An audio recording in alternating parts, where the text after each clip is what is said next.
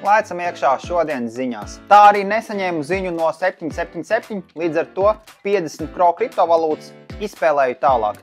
Raksti komentārā, cik rītdien pulkstens 6 vakarā būs bitcoin cena un kas būs trāpījis vistuvāk, tas saņems no maniem šos 50 kro kriptovalūtas. Šogad ir pirmā reize 12 gadu laikā, kad bitcoins oktobri iesāk ar -4%. Bitwise ir iesniedzis apstiprināšanai XRP ETF-u, un to arī var apskatīt oficiālajā mājaslapā. Vakardien nepilnu 4 stundu laikā tika likvidēti gandrīz 250 miljoni. Amerikas ETF-os vakardien arī slikta diena, un gan Bitcoinam, gan Ethereumam outflows bija lielāks nekā inflows, un abiem diena beidzās ar mīnus zīmi.